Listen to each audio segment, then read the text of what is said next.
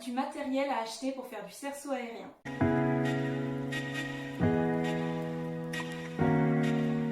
Quel choix faire pour le cerceau aérien? Donc, moi, je vais vous parler de ma propre expérience et puis je vous mettrai aussi tous les noms des sites où vous pouvez trouver des cerceaux. Après, c'est à vous de faire vos choix. En ce qui me concerne, j'avais fait une comparaison entre les cerceaux de chez Body & Move qui étaient des X-Pol, je crois. En fait, c'était des cerceaux très lourds qui pesaient à peu près 10 kg, alors que les cerceaux de chez Unicycle que j'utilise maintenant font 6 kg, donc il y a quand même une vraie différence. Ceux de chez Body & Move d'ailleurs ont une accroche qui est très très rigide et qui ne s'enlève pas. Alors que ceux de chez Unicycle ont une accroche qui est amovible et qui s'enlève. D'ailleurs, vous pouvez les positionner en 2 points d'accroche ou en un seul point d'accroche ou alors sans accroche du tout. D'ailleurs, c'est ce que j'utilise moi. Je ne mets pas d'accroche, je l'enlève complètement et je mets la corde directement sur le cerceau. Ça permet en fait de travailler sur le cerceau dans la corde sans se faire mal parce que quand vous avez l'accroche, eh bien vous avez toujours, si vous faites quelque chose en dos, vous l'avez dans votre dos, quand vous accrochez le coude, etc. Enfin, c'est quand même mieux de ne pas avoir quelque chose de rigide au niveau de l'accroche du cerceau. Voilà, donc je vous mets les noms. Il y a d'autres sites pour acheter des cerceaux, simplement je ne les ai pas essayés, donc je ne peux pas vous les conseiller. Donc je vous mets les liens et puis je vous laisse les regarder et faire votre propre avis et vos propres choix.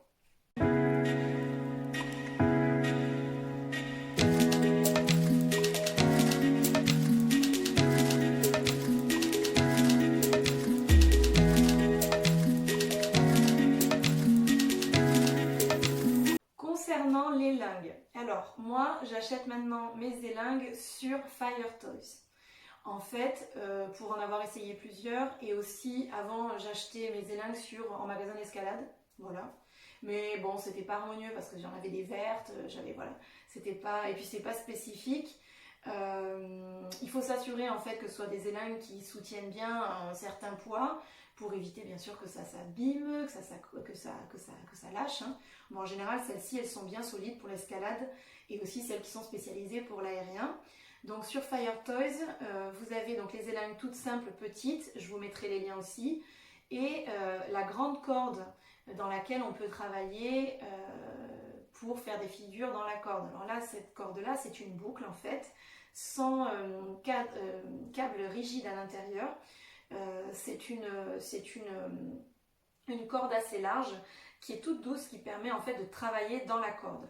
Donc pour la dimension, il faut minimum 1 mètre. Mais 1 mètre, vous ne pourrez pas travailler à l'intérieur des deux brins de la corde. En fait, il faut au minimum 1,25 m, 1,50 m pour pouvoir vraiment travailler à l'intérieur de la corde.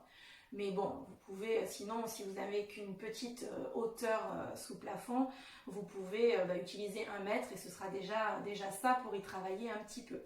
Mais vraiment, pour vous amuser, il va vraiment plus falloir travailler avec du 1,50 m. Voilà, minimum. Et 1,75 m, vous êtes le roi du monde. Vous pouvez tout faire à l'intérieur.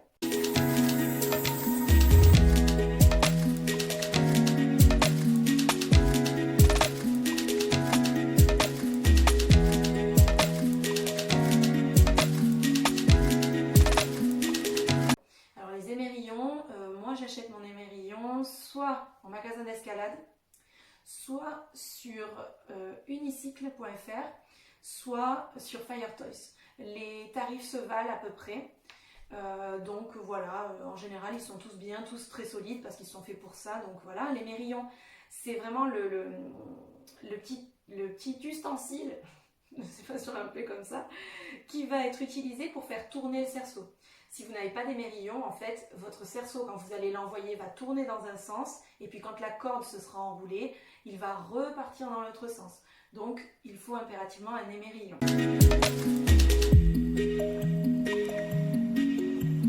Alors, les mousquetons, moi je les achète sur Decathlon Pro. Si vous en achetez un certain nombre, vous pouvez avoir des réductions. Sinon, vous les achetez chez Decathlon normal ou en magasin d'escalade ou sur les sites comme Unicycle, Firetoys ou d'autres sites dont je vous mettrai les noms. Ce qu'il faut s'assurer par contre au niveau du mousqueton, c'est que ce soit un mousqueton avec une sécurité, c'est-à-dire le petit bitonio là qui s'enroule, qu'on visse et qui permet de rester fermé, serré, sans risque. Vous en avez même avec des sécurités qui s'enroulent en fait et qui permettent de ne pas, que ça ne se dévisse pas. Donc ça, il faut vraiment s'assurer que ce soit un mousqueton suffisamment solide. Et il faudra ensuite le positionner la tête vers le bas. Donc ça, je vous montrerai juste après pour que vous puissiez voir ce que ça donne.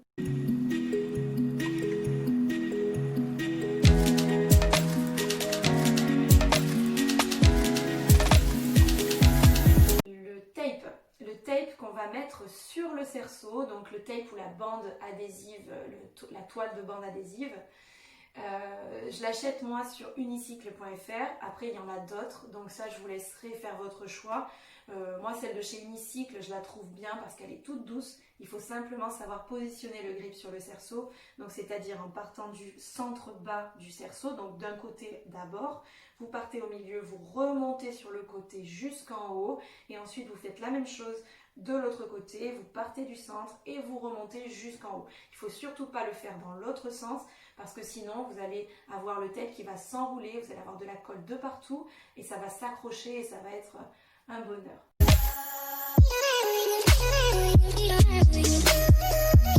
Quand on utilise un cerceau, moi ce que je conseille c'est quand même d'utiliser des matelas de réception.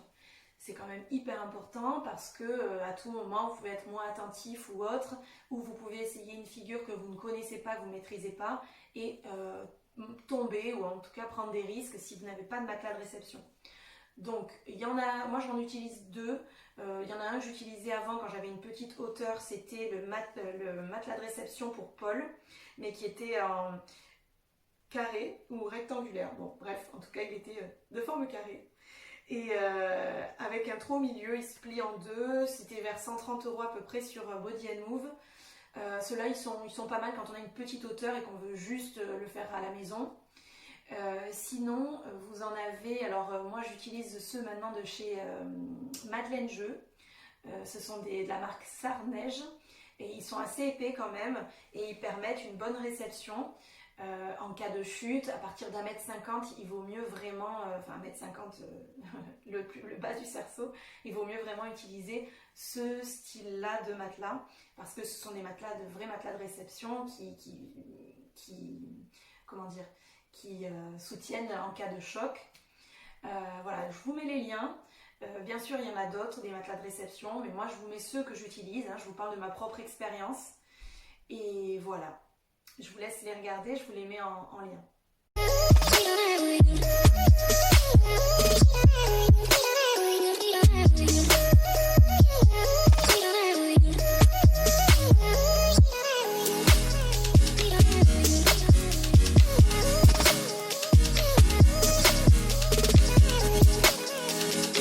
Pour savoir comment accrocher un cerceau chez soi, alors ça c'est très délicat comme question.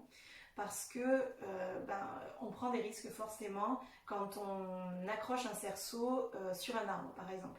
Vous ne savez pas si à tout moment la branche peut casser, et en plus elle peut casser net pendant que vous êtes dessus, la tête à l'envers, donc ça peut être dangereux. Donc ça c'est très difficile de vous dire et de vous inciter à positionner votre cerceau sur une branche d'arbre, même si on l'a tout fait, mais voilà, il faut être conscient que c'est pas ce qu'il y a de plus sécure. Ensuite, ce que je vous conseille, c'est d'utiliser, si vous êtes à l'extérieur, d'utiliser plutôt un portique spécifique pour l'aérien. Alors c'est vrai que c'est cher, mais voilà, c'est sécurisé en tout cas, vous savez que vous ne vous ferez pas mal.